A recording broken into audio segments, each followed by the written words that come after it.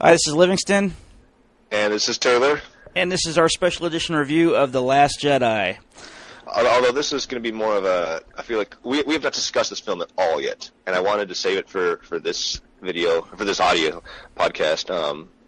It's going to be more of a discussion, I feel like, than a review. Yeah, pretty much. There's a lot we want to talk about with The Last Jedi, and obviously, we haven't really discussed this yet, but like if you haven't seen the movie yet, don't listen to this because we're going to spoil a lot of stuff. Yeah, probably. so please turn off the podcast right now, go see it, and then come back and listen to it after you've watched it.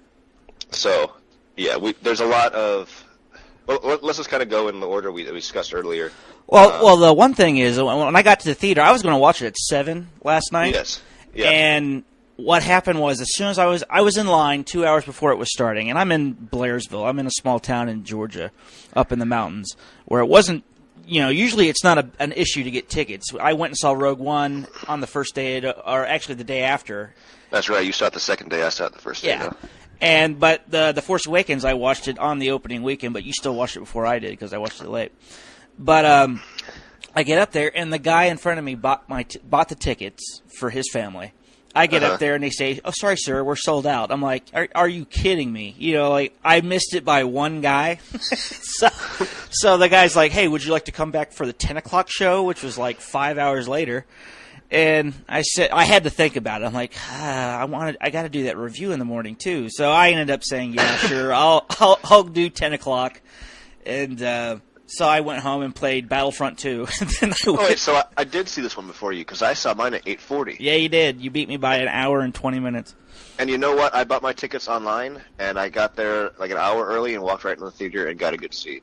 Yeah, I got a good seat too. And I did sit there for an hour, yeah, but I didn't sit outside in the cold, and I didn't have to wait in any lines or anything. And it wasn't even reserved seating in the seat. And yeah, when I was waiting in the line for the film, there was a newspaper reporter. He came around. He was talking to everybody. He's like, "So, what are you here for?" It's like, well, that's a stupid question. I'm here for Star Wars, I'm here for the Disaster Artist. And then all of a sudden, we started talking about our movie that we did, American Beast, which you can purchase on Amazon.com and or watch it on Prime.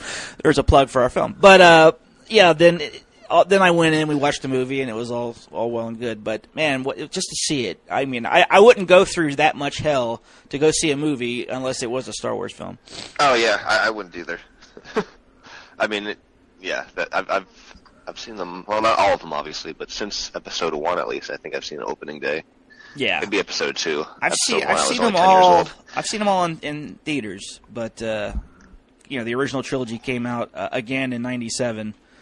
And got to see those. I did see those on opening day, but not the original opening. Of course, I wasn't even around at that time. But I'm hoping this is a side note before we get into The Last Jedi. But like, since Disney bought 21st Century Fox and they own the rights to the original movie now, maybe they will finally release the unedited original trilogy, at least on like Blu-ray or something, or digital formats. A lot of people have been asking for that for years. Wanting the original trilogy without being touched at all. And we all like the fact that Han did shoot first, and then George Lucas changed that up to make him more of a sympathetic character. But whatever. Now we can also have Deadpool and X-Men in the Star Wars universe if they choose to. No, thank you. But let's focus now on The Last Jedi. Right. Start talking about that. So what are your pros on this film? What did you take away from it? Let's from the very beginning. I think the space battle at the very beginning of the movie was just awesome. Like, it was better than honestly anything I saw in The Force Awakens, I thought. Yeah. It was probably the best space battle in all of Star Wars. I thought Rogue One had a really good space battle. This was probably my favorite now. Better than Return of the Jedi? It was better than Return of the Jedi, yeah. Okay. I mean, I think so. And I watched all of the original movies before they came out, except for the prequels. Yeah, I thought it was a great way to start the movie, and it was really interesting, kind of how they, obviously, like, the movie starts off making you think that it's going to be like The Empire Strikes Back, and there are obviously some similarities, but it goes in such crazy directions. Oh yeah. That I have to watch it again. Yeah.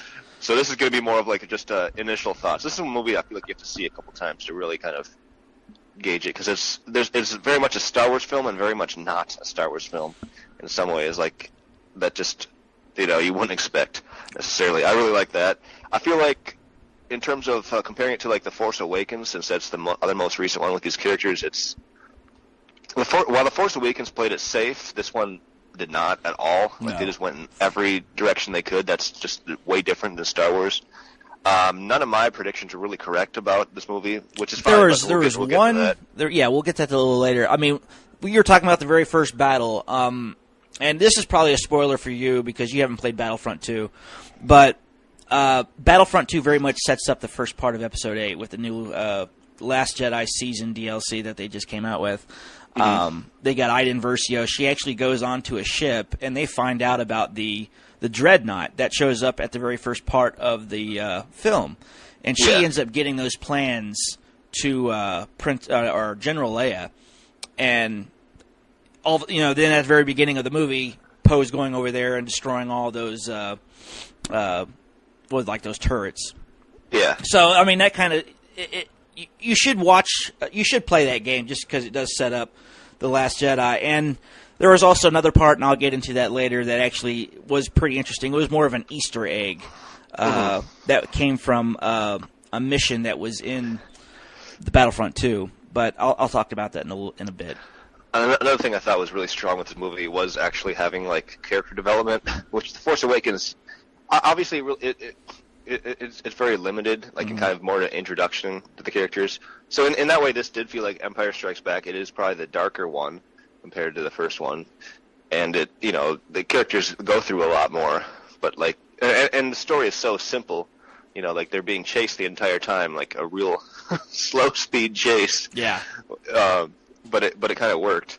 I like that. I mean, from the very beginning, this movie was very much, it went beat for Empire Strikes Back for maybe, 45 minutes of the film.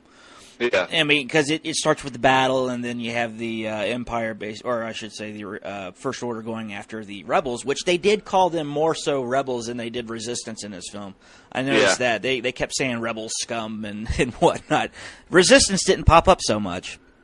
No, and I think that's probably because they destroyed the Republic. So it's no longer a Resistance. This is it. This is like all that's left. Yeah. So we're back to being Rebels, which is great. But I mean, maybe about 45 minutes into this film. I mean, you even have a part where Rey's going down into like a cave that Luke kind of went into in The Empire Strikes Back.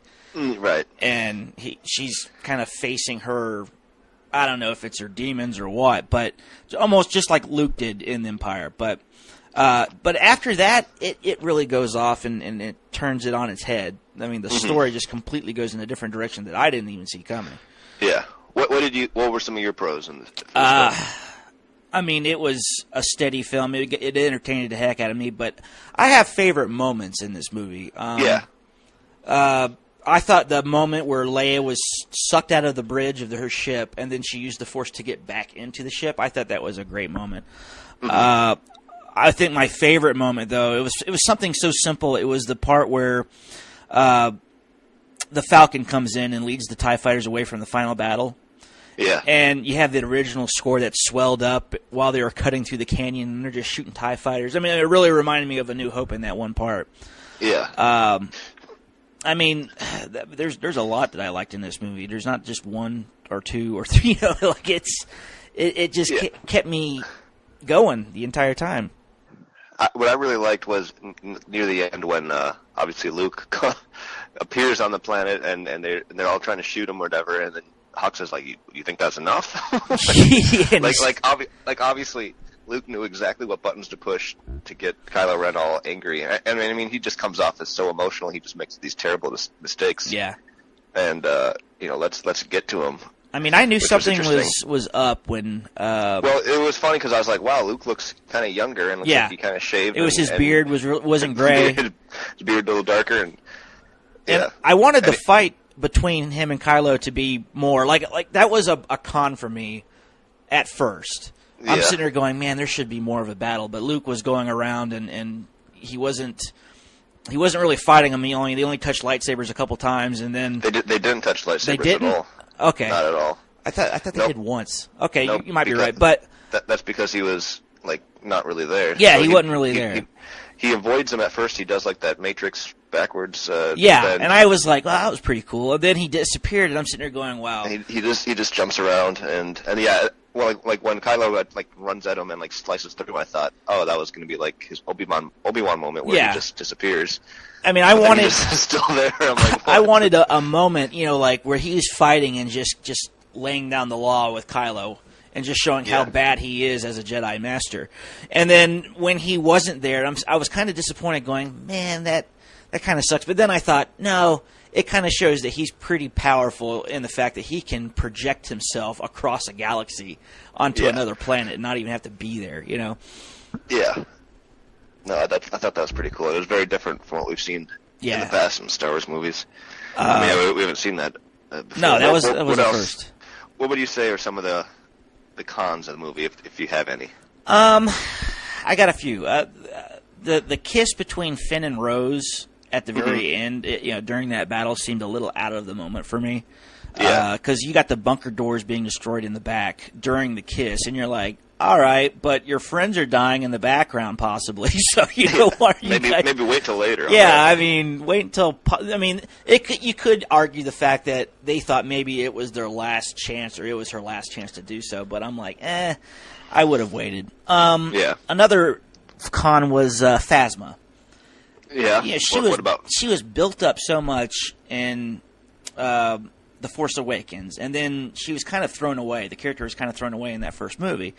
Yeah. And we're like, oh man, I hope she's back in the sequel, and they end up making her a bigger part of it, and maybe show her that show that she's a much cooler character than she is, or has been personified on film. But she has a great look. She's intimidating, and she fought a little bit with Finn, and that storyline was kind of just thrown away as well, where she died and that was the end. It's like, man, that character, she was only on screen for like 4 or 5 minutes. Yeah, probably. I don't think she's thrown away at all. I think she was used exactly where she was supposed to be. I like how they use her, because it's totally Boba Fett. It's not, it's a Boba Fett character, and a cool looking character that really doesn't have much in there and dies pretty quickly. Yeah, she died. I mean, I guess that happens in life too, but at the same, but I thought she was an interesting character, and I wanted to see more of her. So I guess that's why I was kind of disappointed in that. I mean, it's not a lot of these cons are just really nitpicking.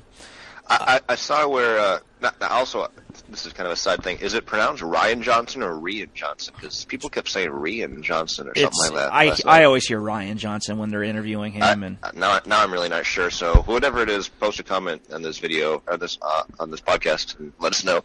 Oh, another one I had one more con here. It was the first time Yoda. Yeah, this is a pro puppet again. This is a pro and a con. I liked Yoda being there. I enjoyed him being back into the fold, but there was something just a little bit off. I mean, he was closer than what the character looked like in the prequel trilogy to what he looked like in Return of the Jedi, but there was just something weird about him. About the puppet itself. He was a puppet again. Yeah, he didn't look quite right. There was something a little off. Like he looked a little younger than he did in Return of the Jedi or something. Yeah, I think his face was like not quite as long or something. I don't know what it was. I saw that. I was like, it looks like Yoda, kind of like it.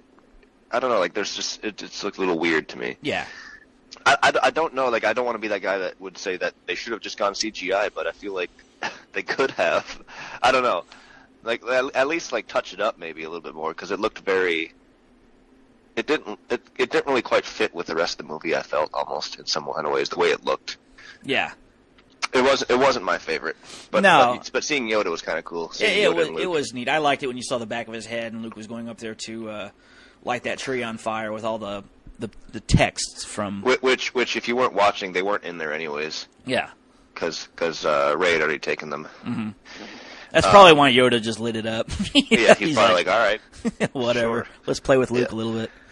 Here, a couple cons that I had, and they're more like, I got to think about it, is, well, obviously, you can tell what kind of characters Rian Johnson did not want to really continue with. Mm-hmm. So obviously Phasma he didn't care about. No. Obviously Snoke played his part as well, and I thought that was really interesting what they did with him. Obviously, I think at this point we're not going to find out really anything about Snoke. No. He's a nobody. He was not. I think that was kind of, the feel of this movie is that it doesn't have to be limited to the Skywalkers necessarily. Like they say that, here's another spoiler, Rey is a nobody as well. Like she has no parentage. And I think that's fine for the story aspect of it. I think that's really interesting. I just wish they wouldn't have hyped it up so much in The Force Awakens as if it's a big deal. Yeah. Unless, I mean, I was reading something about it last night after I got out of the theater, and someone said, what if Kylo was just kind of messing with her? I said, that could be a possibility, but it seemed like she knew, as he was saying it to her, that her parents weren't really anything to talk about. But I think it is probably the truth. But I mean, like, in Empire Strikes Back, when Darth Vader says, "No, I'm your father," They had Yoda say in Episode 6, "Your father he is," because they wanted to confirm that it was true, because the thing was that people didn't believe that. Mm-hmm. Like going into it, they're like, I don't know if that's true or not, so they had to have another character kind of confirm it, almost, they felt like. So maybe this is a similar situation. I don't think it's as big of a twist as that, but it's the same kind of thing where it's like, is that true? I don't know. And as for Snoke, I mean, he obviously was very much like the Emperor in that he's all powerful in so many ways, but he's so blinded in just one way. Yeah, I mean that he just didn't quite see what was coming. I don't think he was as smart as the Emperor, because the Emperor wouldn't have let that happen. Yeah. I mean, well, the Emperor did let that happen. Well, he did let that happen in the end. Yeah, but I mean, it took a long time for it to come into fruition. Yeah. Snow. I was just really surprised with his death, going, man, they killed off the main guy. But then I'm sitting there going, well, we've been hearing a lot about the Knights of Ren, and I'm thinking that's probably going to be the final confrontation. Well, I think they haven't shown the Knights of Ren yet, but I also think that now, especially with some of the dialogue between like Leia and Luke near the end, during their scene, I think Kylo Ren is not going to be redeemed. No, at least that's the way they're really pushing it. That'd be another twist if they did, but really it's kind of like this was the movie where he made his decision. Like it's like he went into madness at the very end. Like, I want total power, and I want to destroy the rebellion. And it feels like he doesn't care about the Sith or the Jedi, or he obviously killed his master, which is very a Sith type of thing to do, I guess. But at the same time, it's like he doesn't really have any loyalty towards anyone, except for himself. So it's not like he even cares about the First Order. It's just a tool for him to use to, get more powerful, really, at this point. Yeah, it's like he's in his past. It just keeps coming back and haunting him, and he just won't let it go, and that's his whole dilemma, And that's what's going to probably drive him to probably dying in the 9th one. I don't see him living. Probably. Well, let's talk about that now. Let's talk about our, where we think Episode 9 is going to go, because. I want to hear your thoughts. Well, here's first. one thing. Now that Rey isn't really she's not somebody like a Kenobi or a Skywalker. She's from a parent or a lineage that isn't of Jedis. And the very end shot, of that little boy, with the broom, and he uses the Force to pick the broom up, and he almost holds it like a lightsaber. It's kind of like showing that anybody can be a Jedi in the galaxy, and it's not just going to be people that are Skywalkers or Kenobis. It's going to be nobodies that are going to be winning this battle in the 9th film, I think. Yeah. And that's how the word's going to get around, is the story of Luke and standing in front of the entire First Order and standing his ground. And that's probably going to be the story, the driving force for the galaxy to go, if Luke's going to do that for us, then we're going to do that. We're going to do the same thing and band together and get rid of the First Order. That's where I kind of see that, anybody can be a hero. That's what I took from the very last shot of that film. Yeah, that's what I took out as well. And I think what they're going to do is there's going to be a, because they always like to mirror each other. I think there's going to be a time jump. I think it'll be like 10 years later or something like that. Mm-hmm. I think you'll have it 10 years later. Kylo Ren is going to be, the big bad, really, at this point. He's going to be in control of the First Order. He'll probably have apprentices or some other Force users. And I think Rey will have, her own Jedi Order, and she'll be training some people. And then that's a way also you're going to explain why Leia's not in it. It's 10 years later. Maybe she died, to be honest. Or maybe she, went off and is doing something else somewhere else. But it's going to be, it really, it works in that kind of way too. It wouldn't be weird if they did a 10 or even like 15-year jump or something like that. No. I mean, the First Order are in power, and the Rebels are probably still building their forces underground like they did in the original trilogy. Yeah. And I'm sure Luke. We never did talk about Luke's death. And I was okay with it. We talked about it before we went in and watched the movie in our podcast on Wednesday, and we thought that he wasn't going to die in this film, and he ended up dying. And we thought he was going to die in like Episode 9, which that wasn't the case. He died in this one, but I thought it was a good ending for him. I mean, it's not going to be the end because we know we probably will see him as a Force ghost, maybe teaching Rey or telling her about the Force or something in Episode 9, but. I liked that it kind of was a callback to A New Hope, and he was looking at the suns before he disappeared, and I thought that was a good fit for his ending. No, I think so too, and I think he probably will show up in some capacity in Episode 9. Maybe Yoda will too. But I think, or even Obi-Wan. I think it's going to be, maybe Obi-Wan, but it'll have to be Alec Guinness CGI. Yeah. I think it will be a time jump. I think it'll be 10 years later. Because if you look at, like, Episode 1 to 2 is 10 years after he's been training for a long time, So, and they always do, like, the reverse, they kind of loop it back around. So I think it'll be something like that, where Episode 8 to 9 is a significant time jump, enough time where Rey has done a whole lot of training, Kylo Ren's done a whole lot more training on his own, and they've trained their own, apprentices and such, and and that's one question I was curious about, because they show the Knights of Ren in like a flashback at the in The Force Awakens, and you don't really see them in this one at all. It's like, where have they been? Are they dead? Are they alive? Are they just in waiting for Kylo to go, come on guys, it's time to rule the galaxy? Like what's up with them? I'm really curious about them. Me too, and I guess I'm still kind of curious what exactly Snoke was. I was kind of hoping, it just went in a totally different direction that, like the normal Star Wars would have made Snoke Plagueis. It would have made it tie together that kind of way. It would have made Rey a Kenobi or something. Yeah, and they're not going that direction at all, unless J.J. Abrams just decides, you know what, I'm going to play it safe and make her a Kenobi, or hopefully that's not the case. I like what they did. Yeah, I hope he doesn't. I hope he kind of continues with this direction. You don't have to have necessarily any more twists in 9, but don't go back on the ones you did in 8. I thought one thing that was interesting was when Snoke was talking with Rey, they used the Emperor's theme. And, I remember that. Yeah, and I was like, why are they using his theme? I figured they would have used the same theme they used from the first from Force Awakens, but they did use that one too. They did in some parts, yeah. Yeah, there's some things I need to watch it again just because I missed a few things. Yeah, me too. And then there was I think it's the first time we actually heard anything about the prequel trilogy. Luke brings it up and says that the Jedi Order kind of screwed up and let Emperor he mentions Palpatine. About Darth Sidious. Sidious. Yeah, Darth Sidious. He doesn't say Palpatine. Yeah, Palpatine, but he says Sidious. Darth Sidious, and which is the first time he ever says Darth Sidious. He always said the Emperor in the past, but I thought that was interesting. And there was another thing too. There was a moment. We're 2 movies into the new trilogy, and Poe and Rey finally meet face to face, and there seemed to be like a moment between them. Yeah, I thought that was an awkward kind of moment, because I was thinking they haven't met yet. Yeah, I mean, when I'm like, yeah, you're right, they haven't.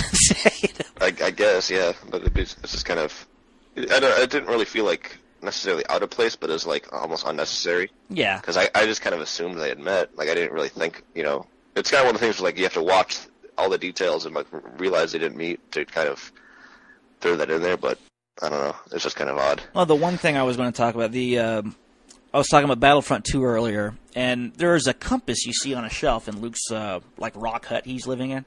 Mm-hmm. And it was an Easter egg from anyone who played the Battlefront 2 campaign. There's a mission where Luke raids the Emperor's personal bunker after the Death Star blew up and everything. And the bunker's on a distant planet, and it's full of crystals and whatnot. And Luke acquires that compass there in a mission. But never states why, though. It doesn't state what that compass is about, what's the deal with it. But it was in the film, so it has to have some kind of meaning. It'll be something they mentioned in a comic or some side. Probably. It was just something for the fans, but I thought that was interesting that they put that in the movie. And yeah, so what's your prediction for Episode 9? You think they'll do the time jump, or what do you think is going to happen? Yeah, I mean, I'm pretty sure they'll probably do 5 5 or 10 years later. Yeah. And I'm sure the First Order is in full power, just like the Empire was back when it was in its full power, and the Empire Strikes Back. And I'm sure, the rebellion will build up. But I'm hoping they do what Rian Johnson did and completely throw my predictions out the window and make it something different that I wouldn't anticipate. Yeah. That's what I'm hoping. But if I had to go by what Star Wars usually does, there's going to be a happy ending. Everyone's going to live happily ever after. And Kylo Ren will die. Rey will go on and live a happy life, or until episode 10, 11, 12. So we'll see. We'll see. In 30 years when they finally do this. Yeah. Yeah, I'm excited to see. And then we have Han Solo in May, right?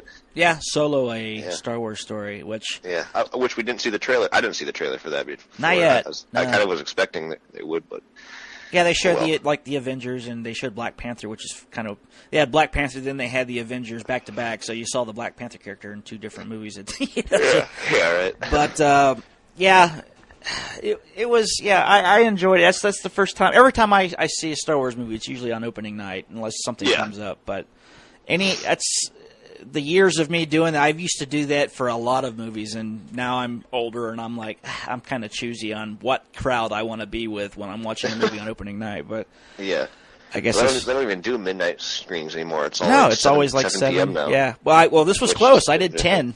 Yeah, well, I beat you again. So the last 3 Star Wars movies I've seen before you did. Yeah, and I've seen everything else before you, so.